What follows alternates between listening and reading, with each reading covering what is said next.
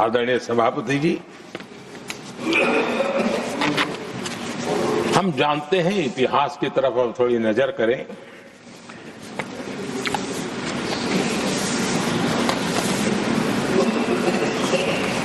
यानी मैं कह रहा हूं इसलिए नहीं,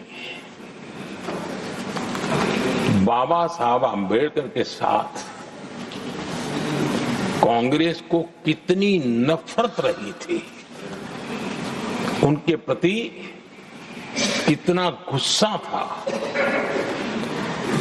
और किसी भी हालत में बाबा साहब की हर बात के प्रति कांग्रेस चिढ़ जाती थी। और इसके सारे दस्तावेज मौजूद है। और इस गुस्से को दो बार बाबा साहब को चुनाव में पराजित करने के लिए क्या कुछ नहीं किया गया।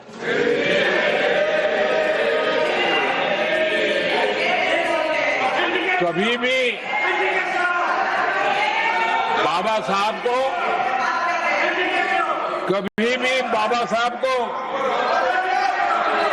भारत रत्न के योग्य नहीं समझा गया।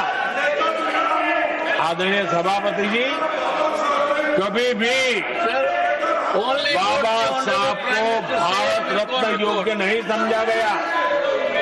इतना ही नहीं, आदरणीय सभापति जी, इस देश के लोगों ने बाबा साहब की भावना का आदर किया, सर्व समाज ने आदर किया, और तब आज मजबूरन कांग्रेस को जय भीम बोलना पड़ रहा है, उनका मुंह सूख जाता है।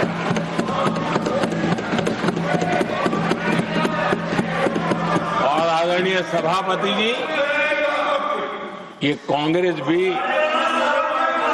रंग बदलने में बड़ी माहिर लग रही है।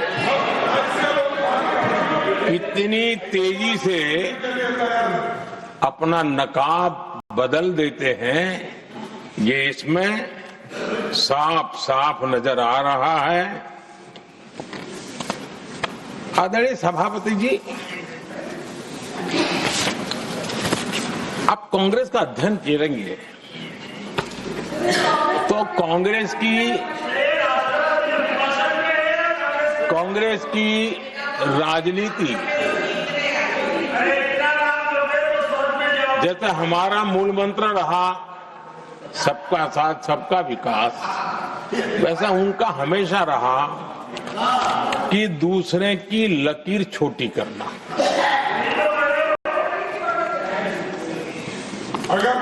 और इसके कारण उन्होंने सरकारों को अस्थिर किया। किसी भी राजनीतिक दल की सरकार कहीं बनी तो उसको अस्थिर कर दिया, क्योंकि लकीर छोटी करो दूसरे की, इसी काम में वो लगे रहे। और ये जो उन्होंने रास्ता चुना है ना, औरों की लकीर छोटी करने का, लोकसभा के बाद भी जो उनके साथ थे वो भी भाग रहे हैं, तो उनको पता चला गया ये तो हमें भी मार डालेंगे। और यही उनकी नीतियों का परिणाम है कि आज ये हाल हो गए हैं कांग्रेस के। देश की सबसे पुरानी पार्टी, आजादी के आंदोलन से जुड़ी पार्टी, इतनी दुर्दशा। ये औरों की लकीर छोटी करने में अपनी शक्ति खपा रहे हैं ना। अगर वो खुद की लकीर लंबी करते तो उनकी ये दशा नहीं होती। और मैं बिना मांगे एडवाइस दे रहा हूं, आप अपनी लकीर लंबी करने में मेहनत कीजिए, सोचिए, तो कभी न कभी देश आपको भी ये 10 मीटर दूर यहाँ आने का अवसर देगी।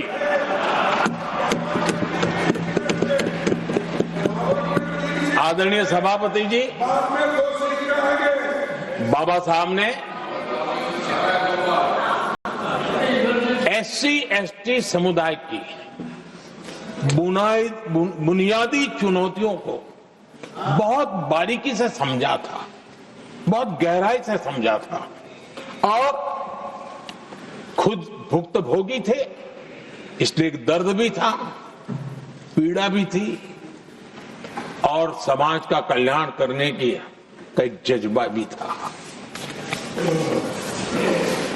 और बाबा साहब ने SC/ST समुदाय के आर्थिक उन्नति के लिए एक स्पष्ट रोड मैप देश के सामने प्रस्तुत किया था। उनकी बातों में प्रस्तुत होता था।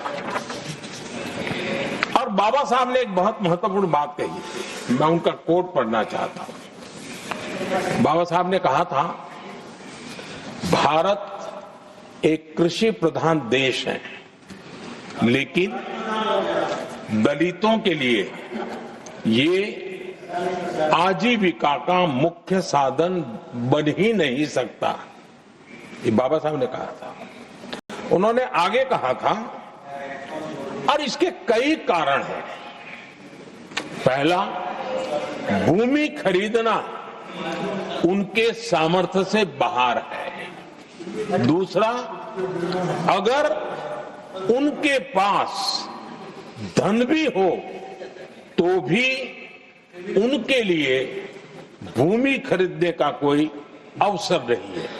बाबा साहब ने ये एक एनालिसिस किया था और इस परिस्थिति का एनालिसिस करते हुए उनको तो सुझाव था, उन्होंने आग्रह किया था कि दलितों के साथ, हमारे आदिवासी भाई बहनों के साथ, वंचितों के साथ ये जो अन्याय हो रहा है, ये जो मुसीबत में जीने के लिए वो मजबूर हो रहे हैं, तो इसका एक उपाय है देश में इंडस्ट्रियलाइजेशन को बढ़ावा दिया जाए। औद्योगिकरण के पक्षकार थे बाबा साहब, क्योंकि औद्योगिकरण करने के पीछे उनकी कल्पना साफ थी। स्किल बेस्ड जॉब्स और एंटरप्रेन्योरशिप के लिए, आर्थिक आत्मनिर्भरता के लिए दलित, आदिवासी, वंचित समूहों को एक अवसर मिलेगा और उसे वो उत्थान का एक सबसे महत्वपूर्ण हथियार मानते थे। लेकिन आजादी के इतने सालों के बावजूद भी, इतने साल कांग्रेस को सत्ता में रहने का अवसर मिला, तब भी बाबा साहब की इन बातों को पर गौर करने का भी उनको समय नहीं था। उन्होंने बाबा साहब की इस विचारों को पूरी तरह खारिज कर दिया।